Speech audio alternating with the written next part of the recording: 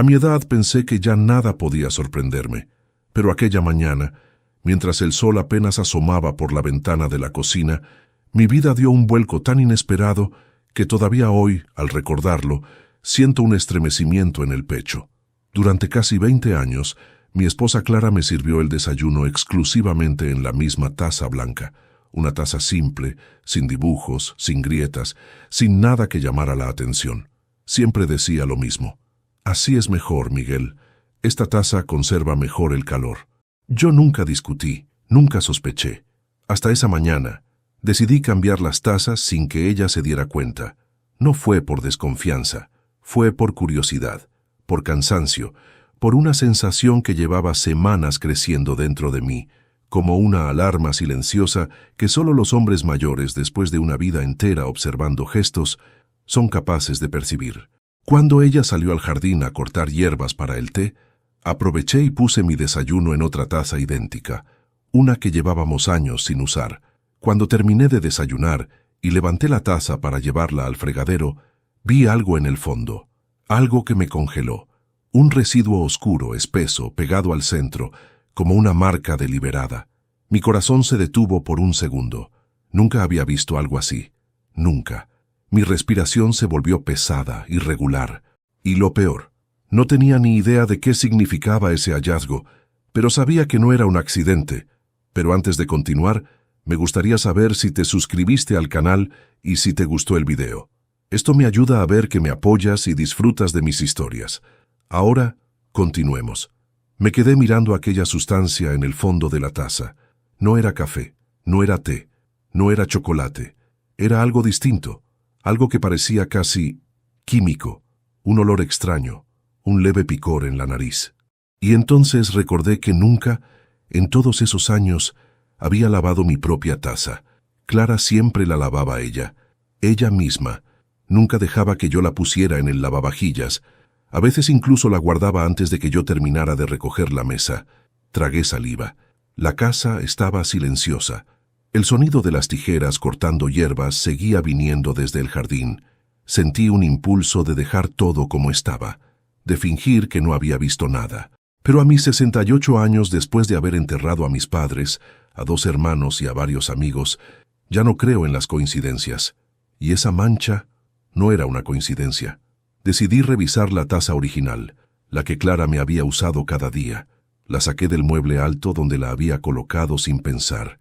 La levanté hacia la luz, y entonces mis manos empezaron a temblar. En el fondo tenía un círculo desgastado, una marca como si algo se hubiera ido acumulando o derritiendo con el tiempo. Como si cada mañana yo hubiera consumido algo sin saberlo. No supe si estaba exagerando. No supe si la imaginación me estaba jugando una mala pasada, pero algo adentro me decía que no debía ignorarlo. Algo instintivo, algo visceral, algo que había dormido durante años. Clara entró en la cocina justo en ese momento. Yo seguía sosteniendo la taza. Ella se detuvo al verme, y una sombra, una apenas perceptible, cruzó su rostro. La he visto sonreír de muchas maneras a lo largo de nuestra vida, pero esa expresión, esa no la conocía. «¿Qué haces con esa taza, Miguel?», preguntó con una voz demasiado suave. «Solo estaba cambiándolas», respondí. «Pensé que estaría bien usar otra». Clara frunció ligeramente el ceño. «Te dije que esa es mejor», repitió acercándose.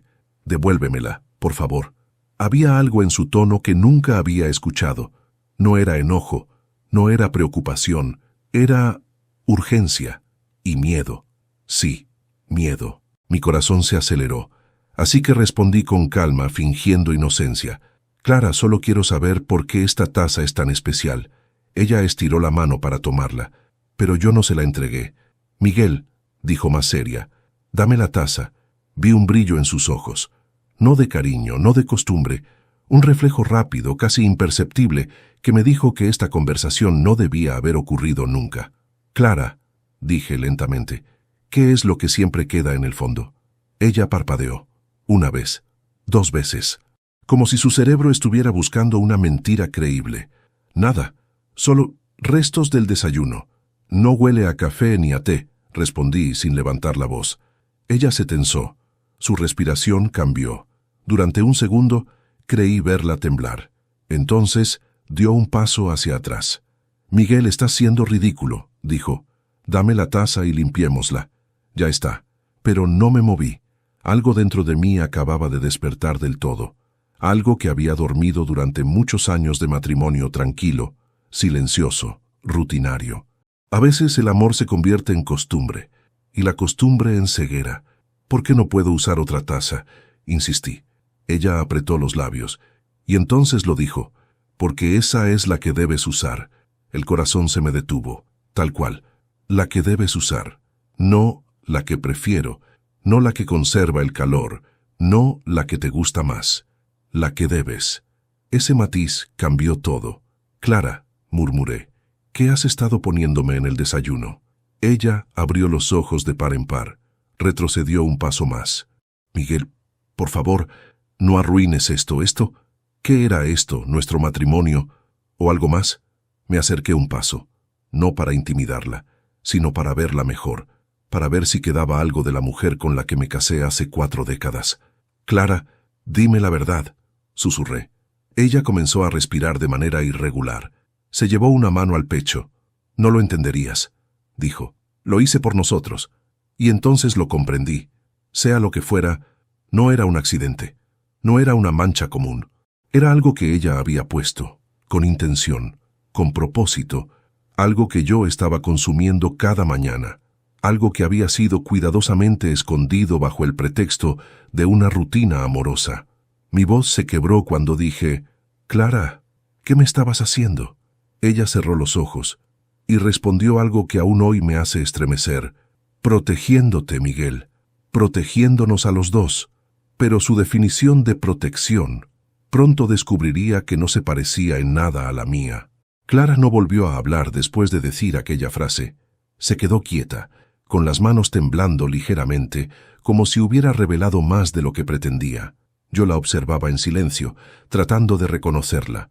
Esa mujer frente a mí era la misma con la que compartí cenas, viajes, pérdidas, risas, noches de insomnio y días de lucha.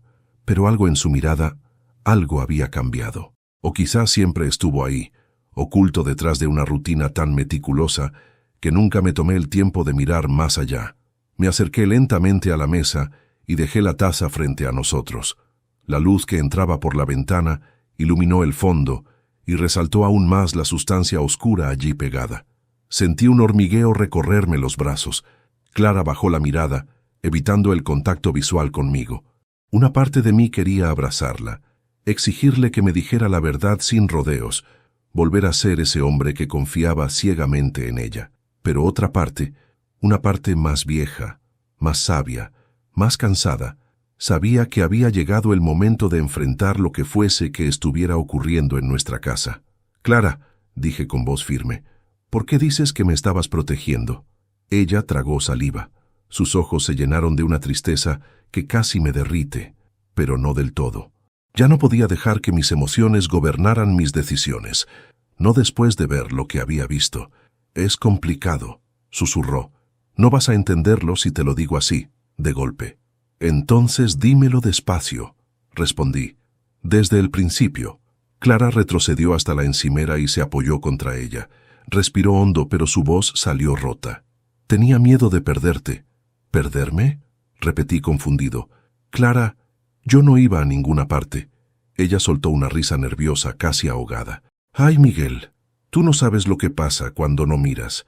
No sabes lo que esconden tus análisis médicos, los que nunca quisiste revisar.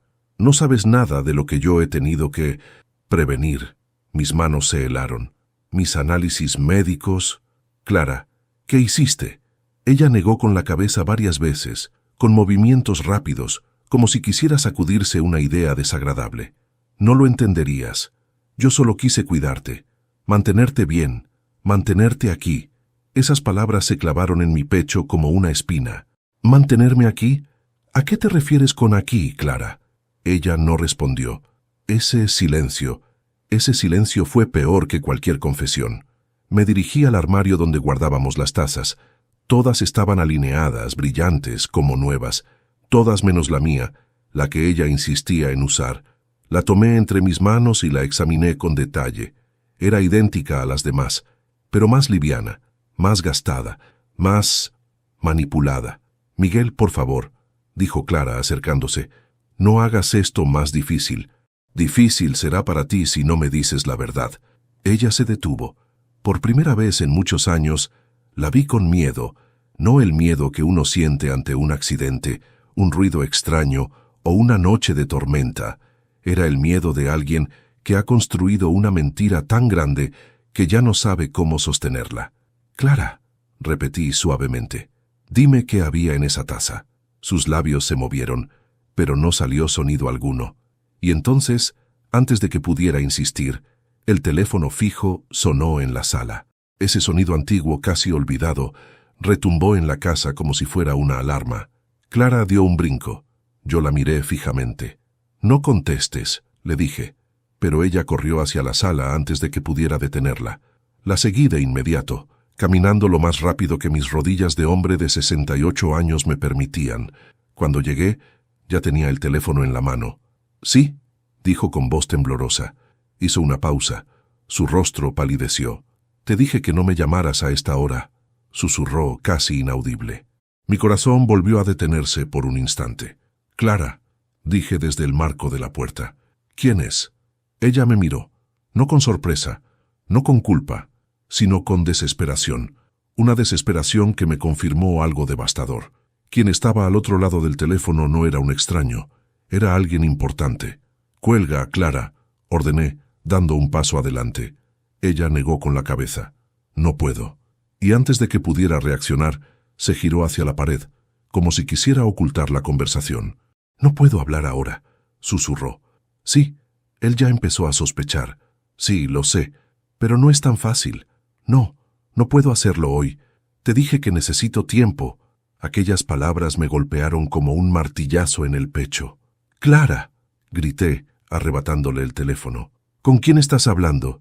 Pero la línea ya estaba muerta. Clara se cubrió el rostro con las manos. Su cuerpo temblaba. «Miguel, por favor, no saques conclusiones precipitadas».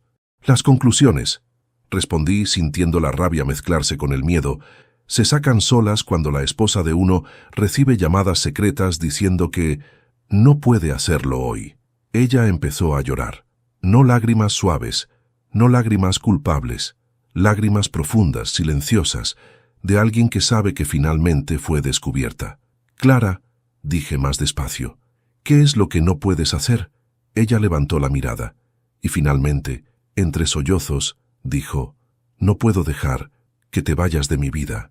Pero esa no era la verdad completa. Lo sabía, ella lo sabía, y aunque no lo admitiera aún, había alguien más involucrado, alguien que no debía estar en nuestra historia, y que sin embargo estaba más presente de lo que yo imaginaba. Clara seguía llorando frente a mí, con las manos temblorosas cubriéndose el rostro, como si quisiera esconderse del mundo y de sí misma. Yo la observaba sin moverme, paralizado, tratando de unir piezas que no encajaban del todo. Durante 40 años esta mujer había sido mi compañera, mi sostén en los momentos difíciles, mi refugio cuando la vida se hacía pesada. ¿Cómo era posible que ahora yo estuviera mirándola como a una extraña? «Clara», dije en voz baja, casi susurrando, «dime quién estaba al teléfono». Ella negó con la cabeza una y otra vez, como una niña a la que le piden una verdad que teme decir. «No puedo, Miguel», sollozó. «No puedo». «¿Por qué?», pregunté. «¿Qué es lo que te ata de esta manera?» Ella respiró hondo intentando calmarse, pero su pecho subía y bajaba de forma irregular. Caminó hasta la ventana y miró hacia afuera, como si esperara ver a alguien vigilando desde la calle. Ese gesto me erizó la piel. «No estás entendiendo», dijo sin volverse hacia mí. «Esto no es tan simple. Te estoy protegiendo. Nos estoy protegiendo». «¿De quién?», insistí. «¿De qué?». Clara apretó las manos contra el vidrio. «De una verdad que no estás listo para saber». Mi corazón se aceleró. A veces el cuerpo entiende antes que la mente, y el mío sabía que lo que estaba a punto de escuchar podía cambiar mi vida para siempre. «Entonces dime», dije con firmeza, «hazme entender». Ella finalmente se volvió hacia mí. Sus ojos estaban hinchados, pero había en ellos una determinación que no había visto antes, como si hubiera llegado el momento que llevaba años intentando evitar. «Miguel, comenzó. ¿Te acuerdas de aquel médico al que fuiste hace 2 años, el que te hizo estudios porque estabas muy cansado? Asentí lentamente. Claro que me acuerdo. ¿Recuerdas que nunca quisiste volver para ver los resultados? Mi ceño se frunció por instinto. Clara, no volví porque tú me dijiste que no era necesario. Dijiste que todos estaban bien, que había sido solo estrés. Ella cerró los ojos con dolor. No te dije toda la verdad. Sentí un latigazo en el pecho. Clara, no juegues conmigo. ¿Qué encontraron en esos estudios? Ella tomó aire. Abrió la boca, pero no alcanzó a pronunciar nada. Fui yo quien dio el siguiente golpe sin querer, porque recordé algo. Clara, dije con un hilo de voz, ¿esto tiene que ver con lo que había en la taza? Ella apretó los labios. Su silencio fue una respuesta clara. Clara, ¿qué me has estado dando? Pregunté sintiendo un sudor frío recorrer mi espalda. ¿Qué había en mi desayuno? Ella finalmente habló, pero no mirándome a los ojos. Era algo para ayudarte, a mantenerte estable. ¿Estable? Mi voz se quebró. ¿Estable de qué? Clara retrocedió un paso. Miguel, tú tenías un problema cardíaco grave, muy grave. Y si te lo decía, tú te negabas a tratarte. Ya te conozco, eres terco. Nunca vas al doctor. No confías en medicamentos. Así que, sí, añadía algo a tu desayuno. Algo que te mantenía bien.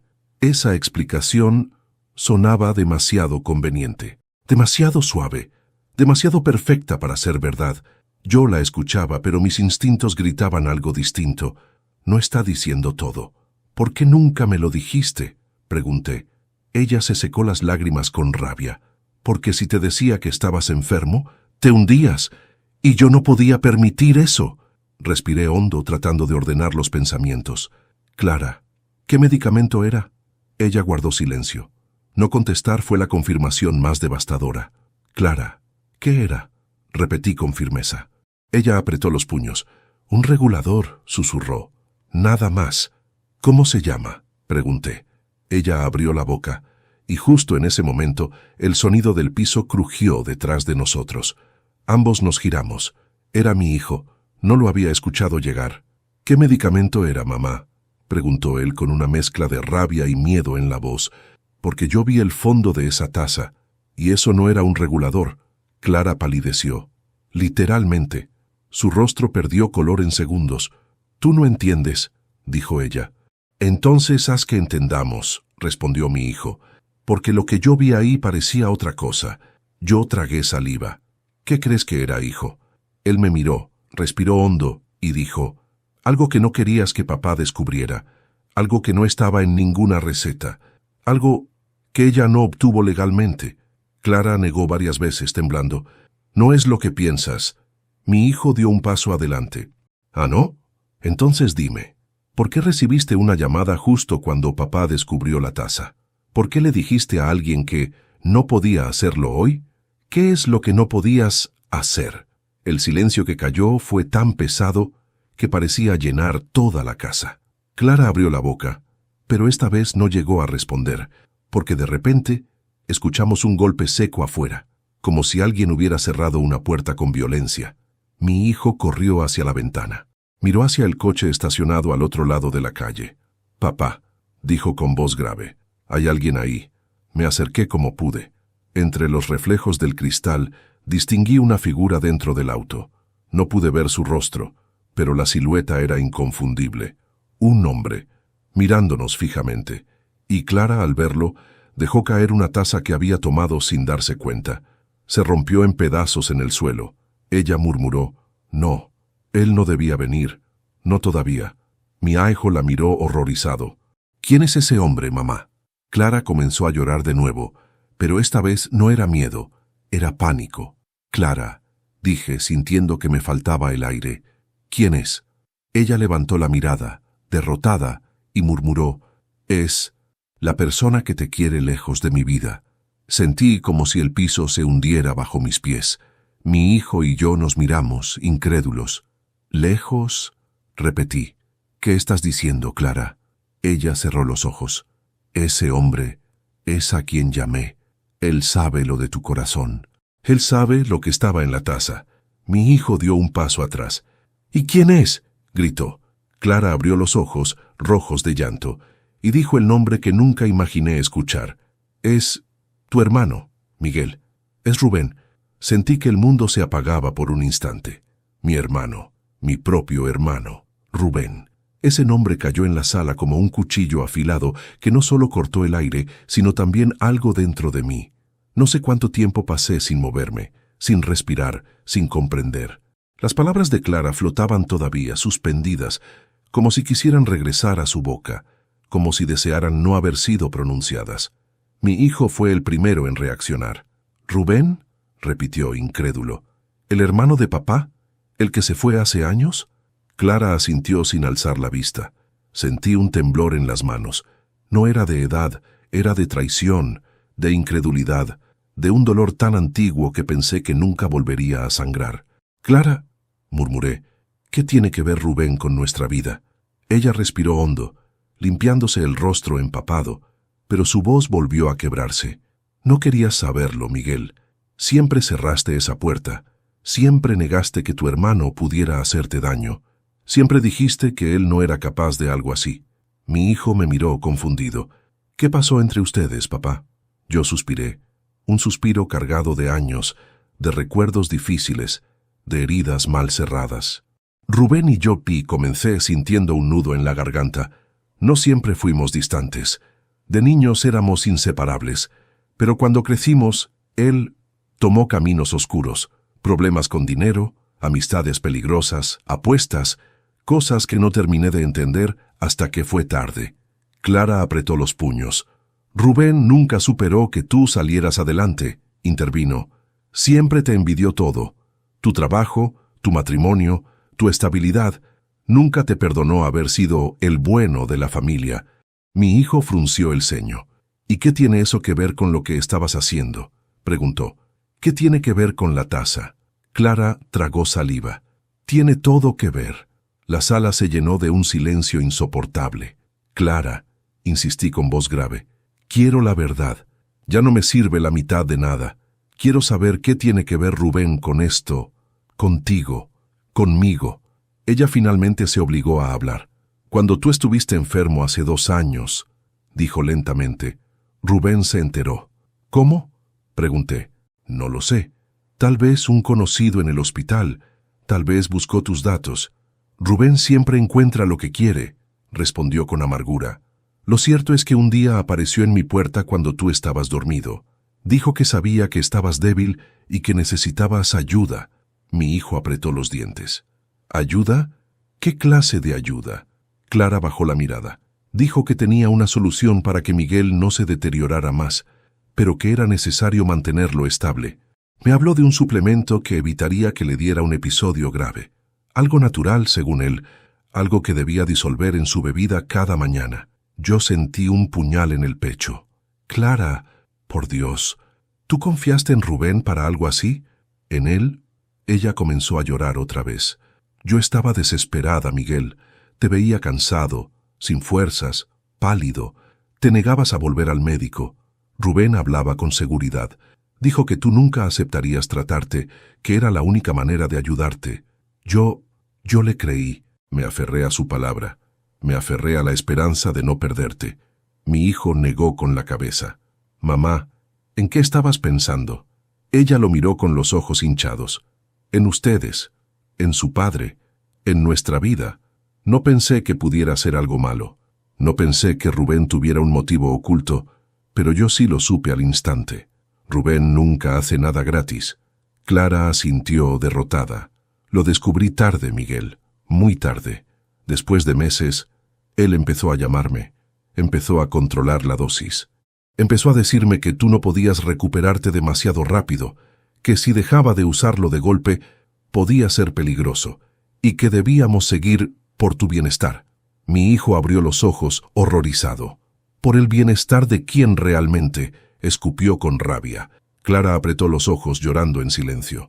«Rubén me amenazó», dijo finalmente. «Me dijo que si dejaba de usarlo, contaría cosas que destruirían a la familia.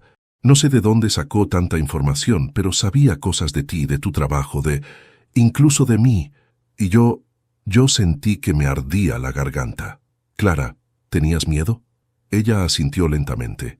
«Miedo de él, Pero también, calló unos segundos, también tenía miedo de perderte. Aunque suene absurdo ahora, mi hijo dio un paso hacia ella, pero ya no con rabia, sino con desconcierto. Mamá, ¿papá estaba siendo envenenado? La palabra cayó pesada. Clara se cubrió la boca con ambas manos. No, no era veneno, dijo con voz rota. No al principio. Era algo para hacerlo dependiente, para que necesitara la taza, para que Rubén pudiera manejar la situación. Yo cerré los ojos. Todo encajaba. La falta de energía, los mareos intermitentes, la dependencia del desayuno, mi extraña apatía en ciertos días. ¿Dependiente de qué, Clara?, pregunté. ¿Qué me estabas dando? Ella finalmente lo confesó. Un compuesto que regula el ánimo y la presión, pero que crea hábito. Si lo dejas de golpe puedes desestabilizarte. Rubén dijo que era seguro, pero después empezó a pedirme dinero, a chantajearme, a decir que si no obedecía, te lo diría a ti. Mi hijo respiró hondo. Entonces, lo que encontramos en la taza era restos del compuesto, admitió ella derrotada. No logré disolverlo bien esta vez. Y lo descubriste. Yo me dejé caer en el sillón. Mis piernas dejaron de sostenerme. Todo lo que creí seguro se volvió un espejismo. Clara Méndez, dije casi sin voz. ¿Por cuánto tiempo? Ella se desplomó en el suelo. 1 año y medio, susurró. Mi hijo se cubrió la cara con las manos. Yo sentí que el corazón me daba un vuelco. ¿Y Rubén sabe que lo descubrí?, pregunté. Clara asintió. Sí, y si está ahí afuera, señaló la ventana, significa que no viene a hablar. Mi hijo dio un paso hacia la puerta, pero yo lo detuve. No, hijo, dije. Esta vez lo enfrento yo. Rubén seguía dentro del coche, inmóvil, mirando hacia nuestra casa como si esperara una señal. No bajaba, no tocaba el claxon, no hacía un solo gesto. Solo estaba ahí, observándonos, como un depredador paciente que conoce los movimientos de su presa antes de que ésta siquiera sepa que está en peligro. Yo me quedé quieto, mirando por la ventana, intentando ordenar los pensamientos que golpeaban mi mente como un vendaval. La traición de Clara, la presencia de Rubén, la sustancia en la taza, los análisis médicos que nunca vi. Todo se mezclaba con la sensación amarga de haber sido manipulado durante más de 1 año. Y sin embargo, lo que más me dolía no era el engaño en sí, sino el motivo detrás de él. Clara decía haberlo hecho por amor, pero ese amor había sido torcido, contaminado, dominado por el miedo y por las amenazas de mi propio hermano. Mi hijo rompió el silencio. «Papá, tenemos que llamar a la policía». «No», respondí sin mirarlo. «¿Cómo que no?», insistió. «Rubén es peligroso, mamá lo dijo, tú lo sabes». Yo respiré hondo. Conocía a Rubén mejor que nadie. La policía no lo asustaría. Él tenía contactos, gente que le debía favores, personas que preferían mirar hacia otro lado. Si lo denunciamos ahora, dije, solo lo pondremos alerta. Y un hombre acorralado actúa sin pensar. No podemos arriesgarnos. Mi hijo apretó los puños. Entonces, ¿qué hacemos? Yo seguí mirando al auto. Primero necesitamos pruebas. Todo lo que Clara dijo tiene que estar en algún lugar. Registros, mensajes, algo que demuestre que Rubén estuvo manipulándola. Clara, que seguía en el suelo, levantó la cabeza lentamente. «Hay algo», susurró. «Algo que guardé por si acaso, pero nunca quise usarlo». Yo me volví hacia ella. «¿Qué cosa?» «Un cuaderno», respondió. Rubén llevaba notas, fechas, instrucciones. Lo dejaba aquí cuando venía, y una vez lo olvidó. Yo lo guardé sin que él lo notara. «Pero está escondido». Mi hijo se inclinó hacia ella. «¿Dónde, mamá?» Ella dudó unos segundos. «En tu cuarto, Miguel, en el closet superior, dentro de una caja de herramientas que nunca usas». Lo miré fijamente. Clara no parecía estar mintiendo. Su voz era tan débil y derrotada que por primera vez en horas me dio la impresión de que decía la verdad completa. «Voy por él», dije. Mientras subía las escaleras, mis piernas temblaban un poco, no por la edad, sino por el peso de lo que estaba a punto de encontrar. Abrí mi closet, moví viejas cajas de zapatos, fotos, ropa que hacía años no usaba, y finalmente llegué a la caja de herramientas. Era pesada, oxidada por fuera, pero al abrirla lo vi. Un cuaderno negro, sin etiquetas, sin marcas, frío al tacto. Lo tomé con cuidado, como si fuera un objeto peligroso, y al abrirlo, supe que mi vida nunca volvería a ser la misma.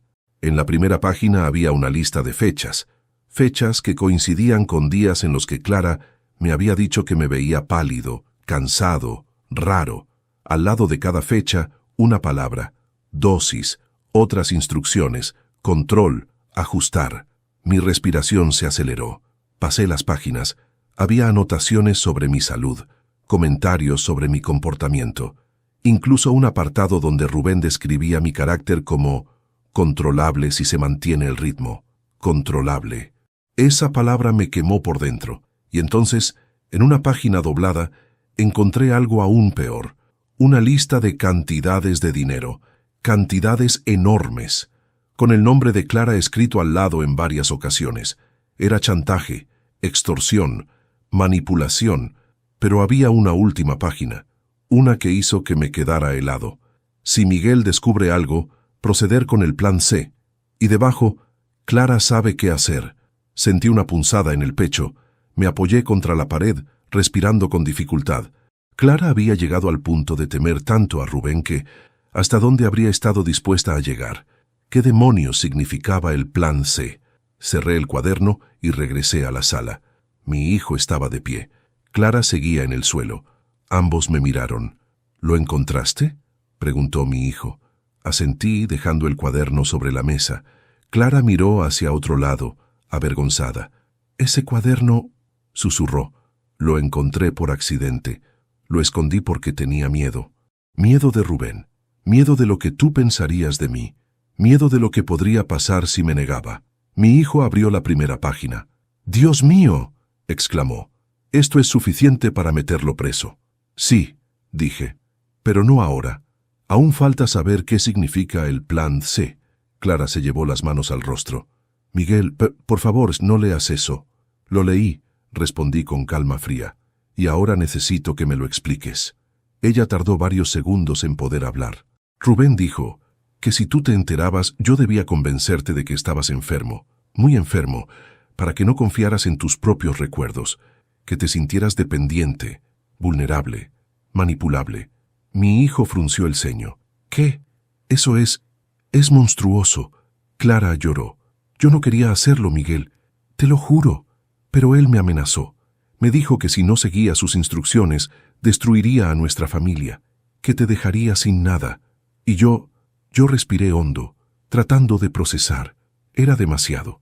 Demasiado para un solo corazón. Demasiado para una sola mañana. Y entonces, justo cuando iba a responder, recordé que debía cumplir con algo importante para mis oyentes, ahora que la historia se acercaba a un punto crítico.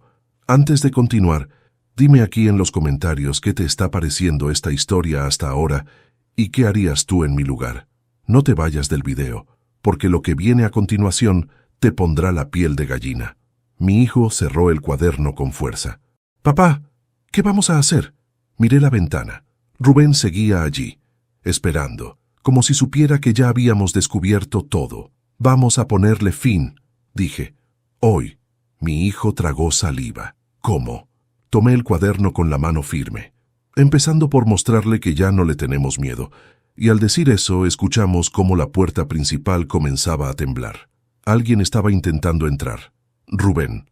El primer golpe contra la puerta no fue fuerte, pero sí firme. Un golpe que no buscaba derribarla, sino avisar que quien estaba afuera no necesitaba hacerlo, que tenía tiempo, que tenía poder, que tenía control. Yo sentí cómo mi hijo se tensaba junto a mí, como si su cuerpo se preparara instintivamente para proteger algo o a alguien. Clara, en cambio, retrocedió varios pasos y se apoyó contra la pared, respirando como si le faltara el aire. El segundo golpe llegó con más fuerza. Mi hijo me miró. «Papá, ¿seguro de que no llamamos a la policía?». Negué lentamente. «Si la policía entra ahora, Rubén va a usarlo en nuestra contra. Tiene contactos. Hará parecer que somos nosotros los inestables.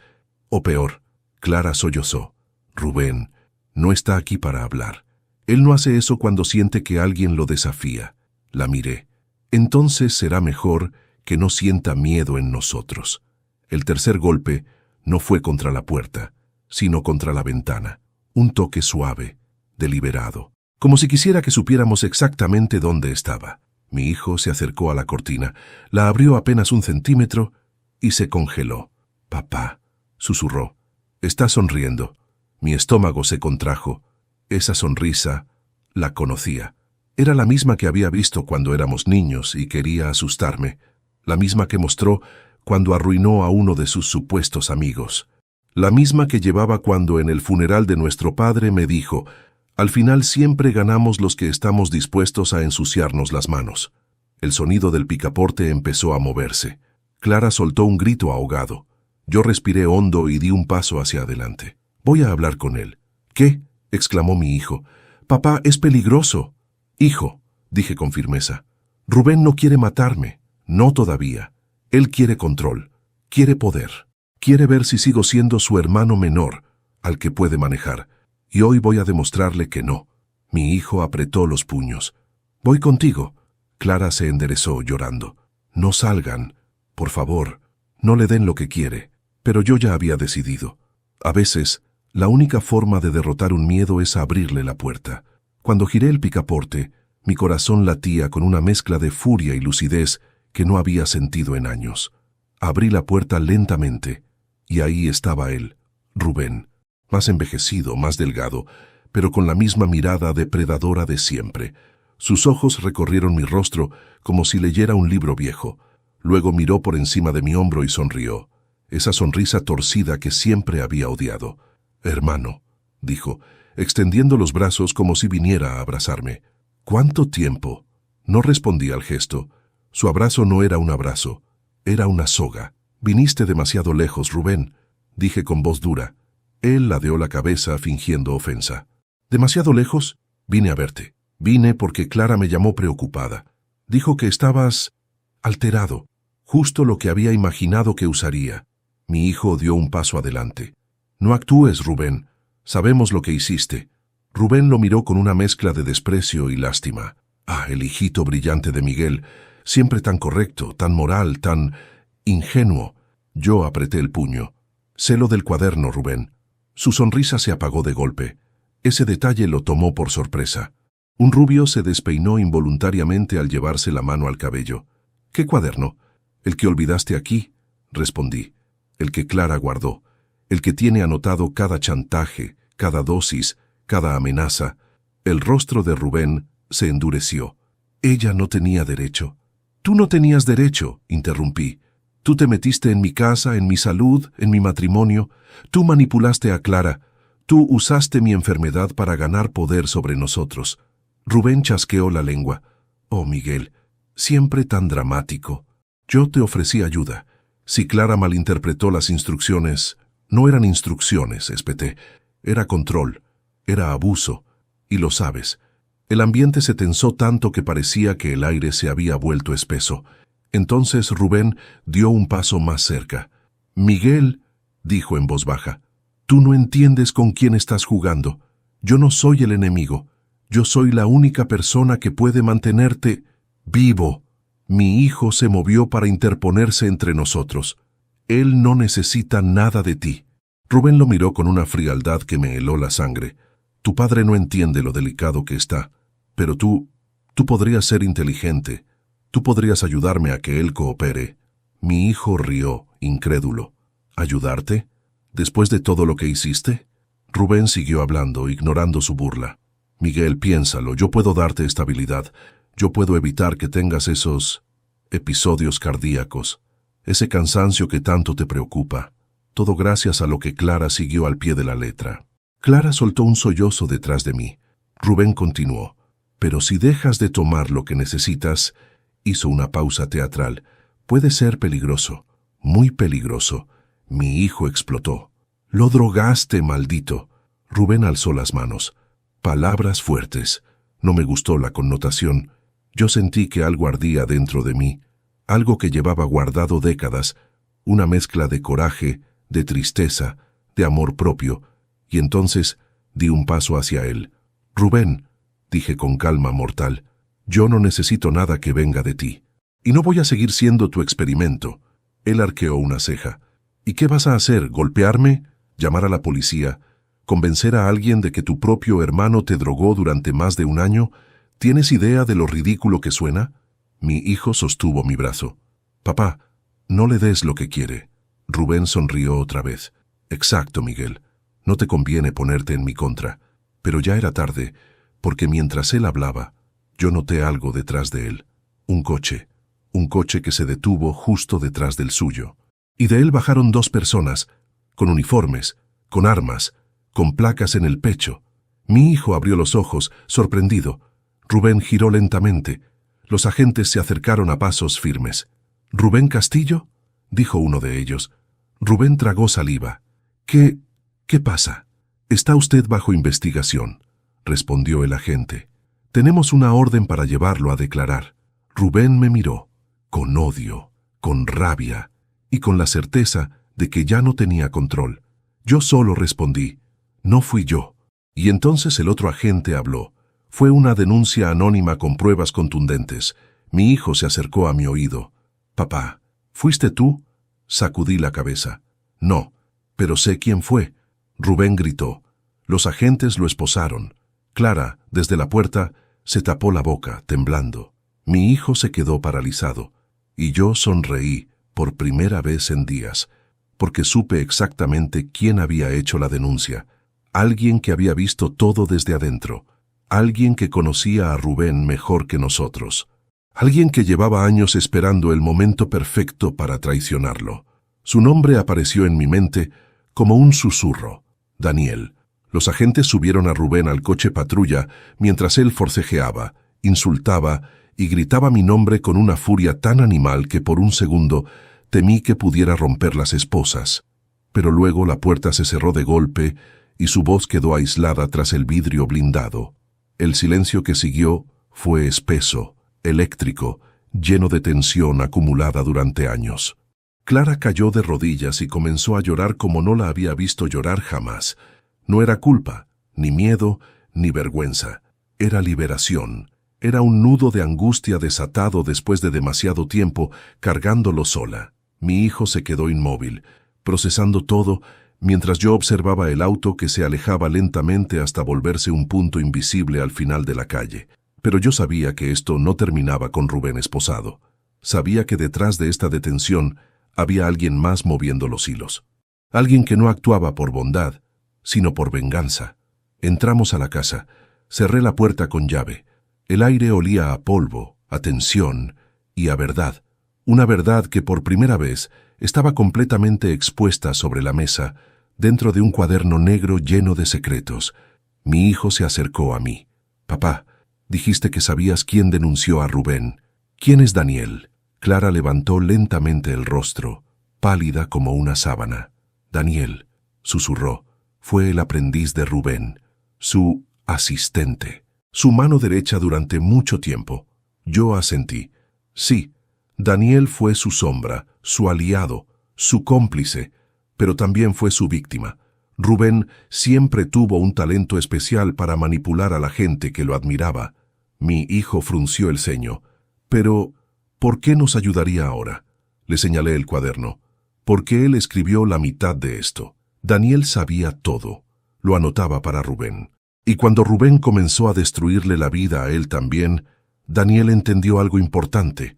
La única forma de sobrevivir a Rubén es hundirlo antes de que te hunda a ti. Clara respiró temblorosamente. Daniel vino a verme hace unos meses, confesó. Me dijo que ya no podía seguir ayudando a Rubén, que había descubierto lo que realmente estaba poniéndole a Miguel. Dijo que quería arreglarlo todo, pero que necesitaba tiempo. Yo no sabía si creerle. ¿Y qué te pidió a cambio? Pregunté con el corazón acelerado. Clara se secó las lágrimas. Que lo ayudara a reunir pruebas si llegaba el momento. Mi hijo apretó los puños. ¿Y por qué no nos lo dijiste, mamá? ¿Por qué no hablaste antes?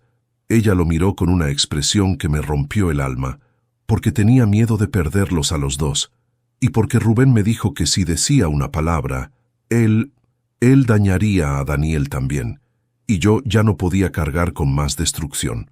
No supe qué responder. Clara había sido cómplice, sí. Había mentido, sí. Pero también había sido víctima de un hombre que sabía muy bien cómo destruir una vida lentamente.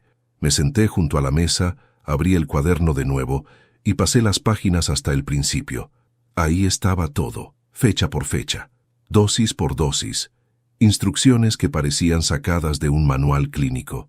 Y entonces, en la página 3, vi algo que me había pasado desapercibido antes, un dibujo torpe de una taza, con una nota al lado. Usar siempre la misma, para crear hábito. Le señalé aquello a mi hijo. Mira esto, aquí empezó todo. Rubén sabía que si me acostumbraba a una sola taza, sería más fácil no notar los cambios en sabor, textura o color de la bebida. Y Clara ejecutó cada paso pensando que me ayudaba. Clara sollozó de nuevo. Perdóname, Miguel, yo no sabía que te estaba haciendo daño. No lo hiciste tú, respondí con suavidad. Lo hizo él. Tú solo fuiste una pieza en su juego. Pero algo seguía sin cuadrar, algo más profundo, algo que tenía que ver con la frase que Clara había repetido durante años. Así es mejor. Clara, dije mirándola, quiero que me digas la verdad. ¿Cuándo comenzó exactamente este ritual de la taza? Ella bajó la mirada.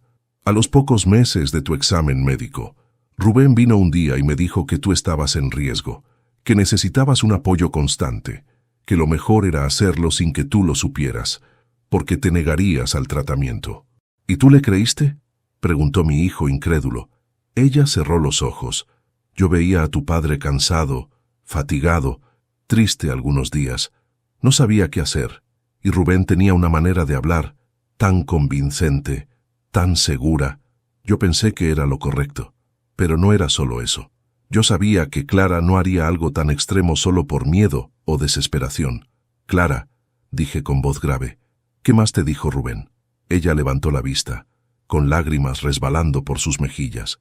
Me dijo que tu padre, que tú, podrías perder la memoria si no seguíamos el tratamiento, que podrías olvidar cosas importantes, que podrías olvidar... Su voz se quebró. A mí. Mi hijo puso una mano sobre su cabeza, como si el peso de esa frase hubiera caído sobre él también. Mi corazón se apretó. Clara no actuó por maldad, actuó por terror. Terror a perderme, terror alimentado por un experto en manipulación. Clara, susurré, nunca te habría olvidado. No necesitabas nada de esto para retenerme. Ella cayó de rodillas otra vez. Yo solo quería mantenerte conmigo, lloró. Y terminé haciéndote daño. Mi hijo se arrodilló junto a ella. Mamá, esto no te justifica, dijo con firmeza, pero sí explica por qué caíste. Él te usó, te quebró, te hizo creer que su plan era la única salida. Ella asentía sin parar, pero yo seguía mirando el cuaderno. Había algo más, una frase escrita con letra diferente. No era la letra torpe de Rubén, era una letra más fina, más pareja. Daniel. La frase decía, si encuentras esto, no confíes en Rubén. Él no quiere curarlo, quiere controlarlo. Y si logra la dosis final, Miguel no volverá a ser el mismo. Mi respiración se cortó. ¿Dosis final? ¿Qué significaba eso? Le mostré la página a Clara. Ella se quedó en shock. Yo nunca vi esa nota, dijo. Daniel debió escribirla después. Mi hijo se levantó de golpe. Papá, esto no fue solo manipulación. Esto pudo ser mortal. Miré hacia la ventana. Rubén ya no estaba. Pero la batalla apenas comenzaba, porque ahora sabíamos. Daniel sabía más de lo que dijo. Rubén tenía un plan final. Clara nunca estuvo sola, aunque tampoco estuvo a salvo. Me levanté con dificultad. Tenemos que encontrar a Daniel, dije. Él es la clave de todo. Mi hijo asintió. Clara se quedó inmóvil. Por primera vez en años, la rutina de mi taza había perdido su poder, y yo había recuperado el mío. La casa estaba sumida en un silencio extraño, un silencio que no era calma, sino preparación, como si las paredes mismas contuvieran el aliento, esperando el siguiente movimiento. Clara seguía en el suelo, las manos temblorosas apoyadas en sus piernas, mientras mi hijo daba vueltas por la sala como un animal enjaulado. Yo sostenía el cuaderno negro entre las manos, sintiendo su peso como si fuera una bomba lista para explotar. Tenemos que encontrar a Daniel, repetí. esta vez con más firmeza. Mi hijo se detuvo. ¿Pero cómo? No sabemos dónde vive ni a dónde pudo haber ido. Clara levantó la cabeza lentamente. Yo, quizá pueda ayudar, dijo con voz débil. Me acerqué a ella. Clara, esto es importante. ¿Qué sabes? Ella tragó saliva, nerviosa. Rubén tenía un lugar donde se reunía con Daniel cuando quería que nadie los viera. Un lugar apartado, fuera de la ciudad. Yo fui una vez, cuando Rubén me obligó a llevarle un pago. Mi hijo frunció el ceño. ¿Qué lugar? Clara cerró los ojos como si recordar ese sitio le resultara doloroso. Una vieja cabaña, abandonada, cerca del río, a unos 30 minutos de aquí. Rubén decía que era neutral, que nadie los molestaría allí. Yo asentí lentamente. Ese era el primer indicio sólido que teníamos. «Prepárate», le dije a mi hijo. «Vamos a ir». Él abrió los ojos de par en par. «¿Ahora?» «Ahora», respondí con firmeza. «Antes de que Rubén salga de la comisaría. Antes de que Daniel cambie de opinión. Antes de que alguien más mueva las piezas por nosotros». Clara se levantó tambaleándose. «Miguel, ten cuidado. Ese lugar no es seguro». «Nada lo es ya, Clara», respondí. «Pero tenemos que intentarlo». Mi hijo tomó las llaves del coche. Yo guardé el cuaderno en el bolsillo interior de mi chaqueta. Al abrir la puerta, Clara corrió hacia mí y me agarró el brazo con fuerza. «No vayas sin decirme algo primero», dijo, con lágrimas en los ojos. Yo la miré fijamente. «Dime». Ella respiró hondo. Su voz tembló. «Daniel no es como crees. No siempre estuvo en contra de Rubén. Hubo un tiempo en el que él también creyó en ese plan». Mi corazón dio un vuelco. «¿Qué plan?» Clara apartó la mirada. «El plan de controlarte». Mi hijo apretó los dientes. «¿Qué? ¿Daniel también estuvo de acuerdo?» Clara asintió con dolor. «Rubén le hizo creer que tú eras un obstáculo, que tu vida estaba en riesgo y que sin el tratamiento podrías dañar a tu familia sin querer. Daniel era inexperto, influenciable. Él creyó que estaban salvándote». Yo sentí una mezcla de ira y decepción recorrerme como un rayo. ¿Y cuándo cambió? Clara bajó la mirada. Cuando vio los efectos. Cuando se dio cuenta de que Rubén no quería ayudarte, sino controlarte. Y cuando Rubén comenzó a exigirle cosas a Daniel que ni él estaba dispuesto a hacer, mi hijo respiró hondo. «Entonces Daniel tiene miedo, igual que tú». «Sí», susurró Clara, «y por eso denunció a Rubén. Pero también es peligroso». Asentí lentamente. «Lo sé, y aún así, es nuestra única opción». Salimos de la casa. El viento frío golpeaba nuestra ropa como un presagio. Mi hijo condujo, mientras yo observaba el camino con una mezcla de nostalgia y rabia. A mis 68 años, nunca imaginé que estaría involucrado en algo así. Conspiraciones, manipulación, chantaje, y un hermano que quería reducirme a una marioneta. Pero la vida tiene maneras extrañas de recordarte que aún estás vivo. Tras 20 minutos de camino, la ciudad comenzó a desaparecer detrás de nosotros. El paisaje se volvió más agreste, con árboles torcidos que parecían susurrar secretos antiguos. El río aparecía a la derecha, oscuro y profundo, serpenteando entre la maleza. «¿Es aquí?», preguntó mi hijo. «Más adelante», respondí, reconociendo vagamente el lugar por las descripciones de Clara. Después de unos minutos más, la vi. La cabaña, vieja, de madera gris, con ventanas pequeñas y una puerta que parecía haber sido forzada más de una vez. El aire alrededor era pesado, como si la propia naturaleza advirtiera que ese lugar había sido testigo de actos oscuros. Estacionamos a una distancia prudente. «¿Hay alguien adentro?», preguntó mi hijo. Entrecerré los ojos. No había luces, no había movimiento, pero había un coche viejo estacionado al lado, un coche que conocía, el coche de Daniel. «Está aquí», dije en voz baja. Mi hijo tragó saliva. «¿Entramos?», asentí. Nos acercamos lentamente pisando hojas secas que crujían bajo nuestros pies como huesos antiguos. Cada paso hacía que mi corazón se acelerara más.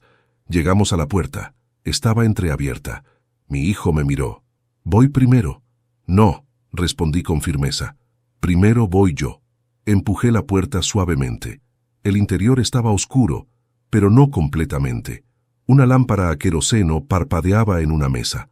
Las sombras danzaban en las paredes como figuras que querían escapar. Y entonces lo escuché. Un sollozo humano. Daniel, llamé. Soy Miguel. El sollozo se detuvo. Mi hijo encendió su linterna del celular y la apuntó hacia un rincón. Daniel estaba allí, sentado en el suelo, con la cabeza entre las manos, con el rostro marcado por miedo, culpa y agotamiento profundo. Miguel, murmuró, sabía que vendrías. Me arrodillé frente a él. Rubén fue detenido, dije. Gracias a ti. Daniel levantó la vista. Sus ojos estaban rojos. No lo hice por ustedes, susurró. Lo hice porque él iba a destruirme, pero también porque supe que estaba a punto de dar la última dosis. Mi corazón dio un salto. ¿Última dosis? Daniel asintió. Sí. Rubén dijo que si tu cuerpo se acostumbraba lo suficiente, la última dosis te habría dejado. Tragó saliva. Irreversible, no mortal, pero diferente, fácil de manejar, como él quería. Mi hijo apretó los dientes. Y ya tenía esa dosis. Daniel asintió lentamente. Sí. Y está... Se señaló el bolsillo de la chaqueta. Aquí. Mi respiración se detuvo. Daniel, dije lentamente. ¿Por qué la guardaste? Él me miró, con una mezcla de vergüenza y arrepentimiento, porque no sabía si Rubén me obligaría a usarla. El silencio que siguió fue brutal. No había vuelta atrás. Rubén había querido destruirme. Daniel había sido parte. Clara había sido instrumento. Y ahora todos estaban implorando redención. Mi hijo se volvió hacia mí. Papá, ¿qué hacemos ahora? Miré a Daniel. Miré el frasco en su bolsillo. Miré mis manos y respondí, ahora hacemos justicia. Daniel seguía sentado en el suelo temblando, con los ojos clavados en el frasco que llevaba en su bolsillo. Una pequeña botella transparente, inofensiva a simple vista, pero con el potencial de cambiar mi vida para siempre. Mi hijo lo observaba con una mezcla de compasión y rabia contenida, mientras yo intentaba asimilar la magnitud de lo que ese objeto representaba. La dosis final. El último paso del plan de Rubén. El golpe maestro que lo habría dejado todo a su favor. Dámela, le dije a Daniel. Él alzó la vista, sorprendido. ¿Qué vas a hacer con esto? Lo que Rubén nunca imaginó que haría, respondí con frialdad. Mi hijo intervino. Papá, espera, no sabemos qué contiene, no sabemos cómo manejarlo. Lo miré. Hijo, durante un año entero ingerí esto sin saberlo. Ahora al menos tengo la oportunidad de decidir qué hacer con ello. Daniel bajó la cabeza. No deberías tocarla, Miguel. Rubén estaba obsesionado con ese frasco. Decía que era la llave, que con él nadie podría detenerlo. Yo estiré la mano. Dámela, Daniel. Con un suspiro tembloroso, él sacó la botella y me la entregó. Era más pesada de lo que esperaba. La sostuve entre los dedos mientras una corriente de recuerdos me atravesaba. Las mañanas con la taza, el cansancio inexplicable, los mareos ocasionales, las discusiones con Clara que nunca entendí, la sensación de estar perdiendo partes de mí mismo sin saber por qué. Todo estaba aquí, dentro de un frasco. ¿Rubén te dijo exactamente qué contenía?, pregunté. Daniel negó con la cabeza. Solo lo llamaba el ajuste final. Dijo que te dejaría dócil, sumiso, que podrías vivir sin problemas, pero nunca cuestionarlo, nunca desobedecerlo, nunca enfrentarlo. Mi hijo golpeó la mesa con el puño. Ese hombre está enfermo. Es un monstruo. No, corregí en voz baja. Es un cobarde. Y hoy eso se acaba. Guardé el frasco en el bolsillo interior de mi chaqueta. Tenía un plan, uno que estaba formando en mi mente desde que Daniel mencionó la existencia de esa dosis. Un plan que Rubén jamás habría anticipado. Un plan simple, pero devastador. Daniel, dije mirándolo, necesito saber una cosa, una sola, lo que sea. ¿Rubén actuó solo? Daniel tragó saliva antes de responder. En el plan contra ti, sí, pero tenía contactos, personas que le conseguían sustancias, gente que le debía favores, pero el control directo sobre Clara y sobre ti fue exclusivamente suyo. Eso era suficiente. Me levanté. Nos vamos. Mi hijo abrió los ojos. ¿A dónde? A la comisaría. Daniel se puso de pie de inmediato. Ya no pueden ir. Si lo provocan, dirá que todo es falso, que Clara lo inventó, que ustedes están manipulando las pruebas. Rubén no es tonto. Puede girar la historia para que los culpables parezcan ustedes. Lo miré con firmeza. Daniel, Rubén ya no tiene poder sobre mí, y mientras más hable, más se delatará. Mi hijo frunció el ceño. Papá, ¿estás seguro de esto? Asentí. Más que nunca. Rubén siempre ha usado mi silencio como arma, pues ahora voy a darle justo lo que no espera, mi voz. Salimos de la cabaña, dejando a Daniel atrás. Aunque temblaba, supe que él también quería que esto terminara. Él sabía que la única forma de deshacerse para siempre de Rubén era que yo lo enfrentara mientras tenía por primera vez en mi vida pruebas. Subimos al coche y manejamos hacia la ciudad. En el trayecto mi hijo me miró varias veces. Papá, ¿qué es ese plan que dijiste tener? Me tomé unos segundos para responder. Rubén siempre creyó que podía controlarme, que podía manejar mi cuerpo, mis emociones, mis pensamientos. Pues voy a demostrarle que nunca, ni siquiera bajo su supuesto tratamiento, me quebró del todo. ¿Cómo? Saqué el frasco del bolsillo y lo miré detenidamente. Usaré esto para destruirlo. Mi hijo abrió la boca, alarmado. ¿Qué? Papá, no puedes. Eso es peligroso, ilegal, arriesgado. Tranquilo, lo interrumpí. No voy a dárselo a nadie, ni a Rubén, ni a Clara, ni a mí mismo. Pero esto es la evidencia más poderosa que tenemos. Si Rubén niega todo, este frasco lo hunde. Mi hijo respiró hondo, aliviado. Pensé que... No, hijo, lo calmé. No soy como él, pero puedo usar lo que creó para hundirlo. Cuando llegamos a la comisaría, el auto de Rubén aún estaba allí. Lo habían retenido. Buen signo. Significaba que la denuncia anónima que Daniel había hecho era sólida. Entramos al edificio. Un oficial nos detuvo. ¿En qué puedo ayudarlos? Venimos a declarar, respondí. Sobre Rubén Castillo. El oficial arqueó una ceja. ¿Usted es Miguel Castillo? Sí. Sus ojos se iluminaron. Pase. El inspector quería hablar con usted. Nos condujo a una sala pequeña con 2 sillas y una mesa metálica. El inspector llegó minutos después. Señor Castillo, dijo estrechándome la mano, su hermano está aquí, diciendo que usted sufre episodios de confusión mental, que su esposa también, que todo es un malentendido. Sonreí con calma. ¿Eso dijo? Insiste en que nadie debe creerles. Saqué el cuaderno negro y lo puse sobre la mesa. Luego saqué el frasco y lo dejé junto a él. La verdad es esta, dije. El inspector abrió los ojos con sorpresa mientras hojeaba el cuaderno. Esto es grave.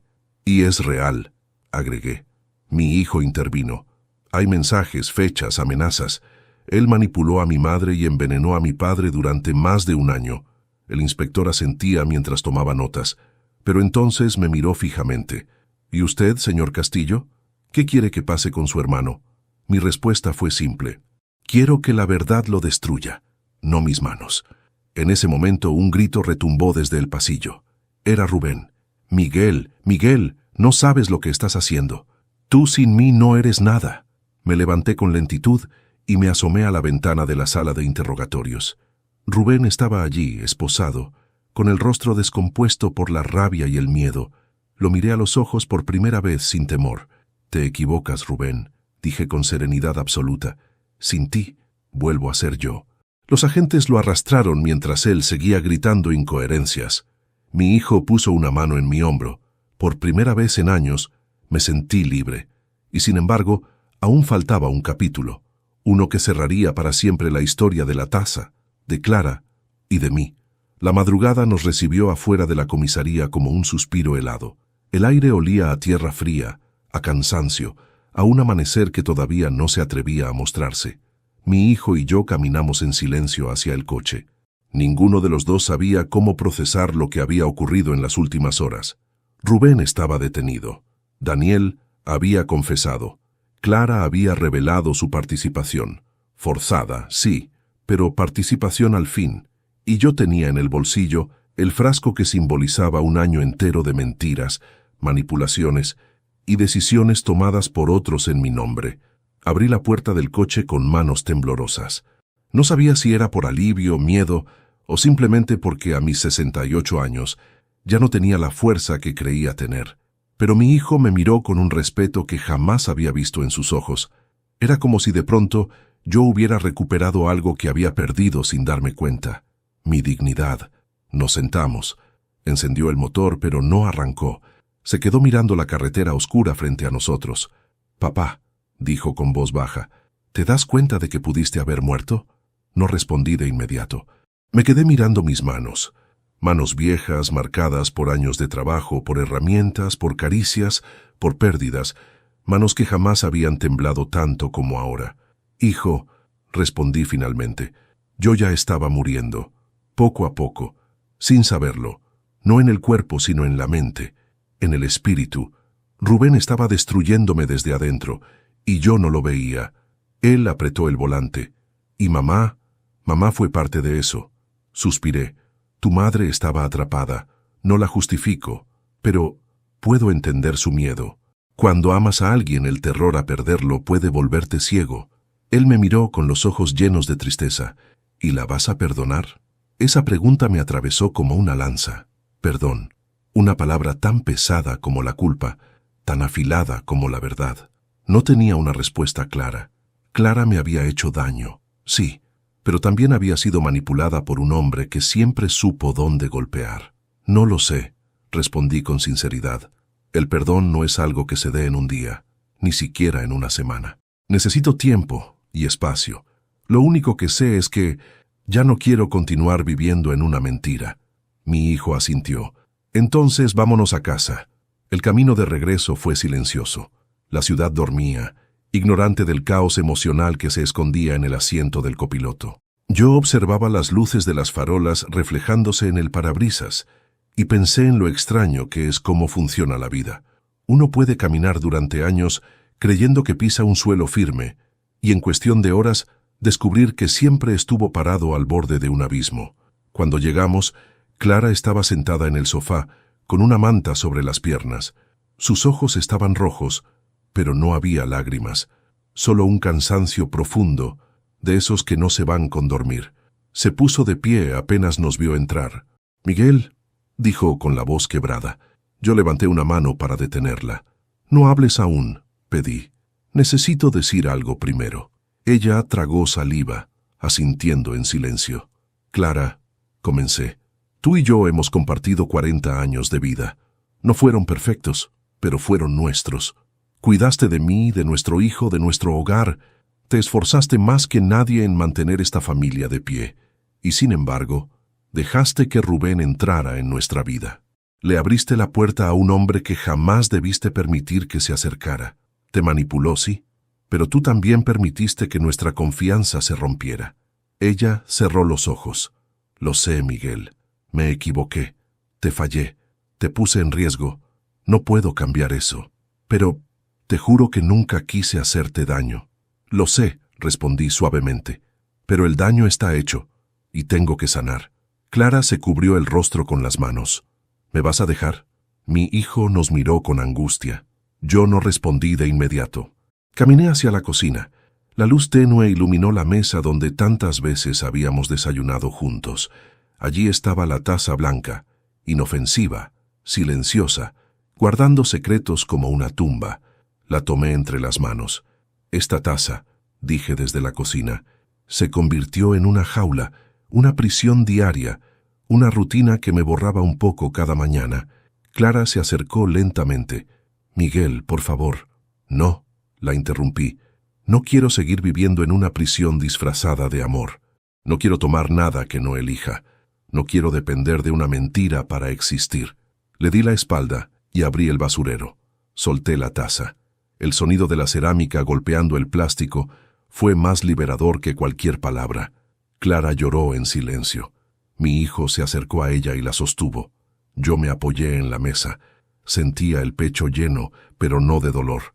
Era algo distinto. Era la sensación de recuperar el control. De volver a ser Miguel y no un experimento, no un paciente que no sabía que lo era, no un hombre manipulado desde la cocina de su propia casa. Regresé a la sala. Clara levantó la mirada con el corazón roto.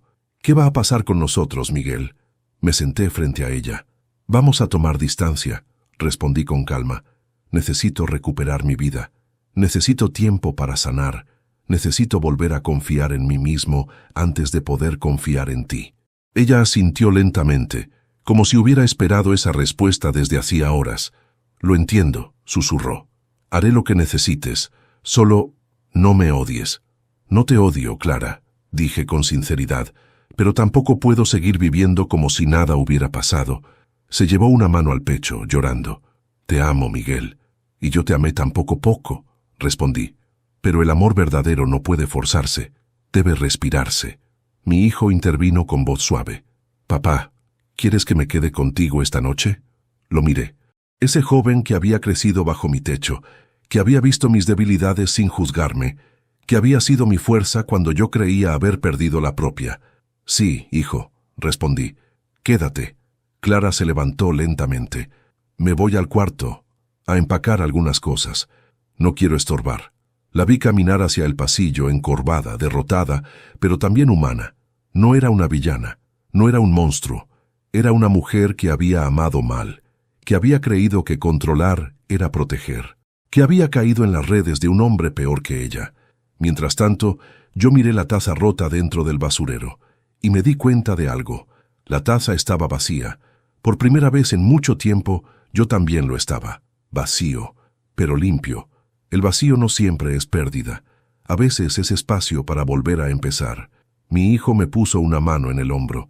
Lo que hiciste hoy, papá, no cualquiera lo hace. Sonreí con cansancio. Lo que hice hoy fue sobrevivir. No, corrigió él. Hoy renaciste. Caminé hasta la ventana. La calle estaba oscura, pero ahora se sentía distinta, menos peligrosa, más mía. Un coche pasó lentamente, y por un segundo pensé que era Rubén regresando para atormentarme. Pero no, él estaba tras las rejas, y aunque faltaba mucho para que la justicia hiciera lo suyo, al menos por ahora, ya no podía tocarme. Miré mi reflejo en el vidrio, líneas profundas en el rostro, ojos cansados, pero detrás había algo más. Firmeza, determinación, vida. Tomé aire y lo exhalé lentamente. Mañana será un día nuevo, dije en voz alta. Mi hijo sonrió. Sí, papá, y lo enfrentaremos juntos. Me quedé allí un momento más, observando la calle silenciosa, sintiendo la gravedad de un capítulo que finalmente cerraba después de demasiados días de oscuridad. Cerraba una historia con una taza, con una sustancia, con un hermano traicionero, con una esposa asustada, con un hijo fuerte, y conmigo mismo, un hombre que tardó demasiado en verse con claridad. Pero me vi, y eso bastaba. Apagué la luz de la sala, subí las escaleras con pasos lentos, cerré mi habitación, y por primera vez en mucho, mucho tiempo, dormí en paz. Me llamo Miguel, tengo 68 años, y mientras te hablo ahora, sentado en mi sillón favorito, siento algo que pensé que nunca volvería a sentir: tranquilidad. Han pasado algunos días desde aquella noche en la que enfrenté a Rubén, en la que Clara confesó su parte y en la que mi propio hijo me recordó quién era de verdad. No te voy a mentir, todavía duele. Todavía me pregunto cómo no vi lo que estaba ocurriendo frente a mis ojos, cómo permití que la rutina disfrazara el veneno, cómo dejé que el miedo ajeno se convirtiera en mi prisión. Pero hoy, sentado aquí, entiendo algo que antes no veía. A veces la vida te obliga a romperte para que puedas reconstruirte con tus propias manos, sin que nadie decida por ti qué piezas conservar. La taza ya no existe. La tiré yo mismo, pero no la recuerdo con odio. La recuerdo como un recordatorio, una advertencia, un símbolo de que nunca más permitiré que nadie tenga poder sobre mi voluntad. Clara se fue unos días con su hermana. Necesita ayuda. Yo también, pero estamos vivos, y eso ya es una victoria.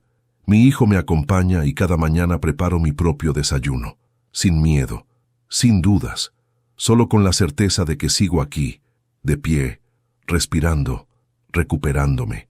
Ahora que escuchaste mi historia, quiero pedirte algo. Si esta historia te tocó el corazón, suscríbete al canal, dale me gusta al video y cuéntame en los comentarios qué te pareció. ¿Qué habrías hecho tú y desde qué ciudad nos estás viendo? Soy Miguel, y esta fue mi historia.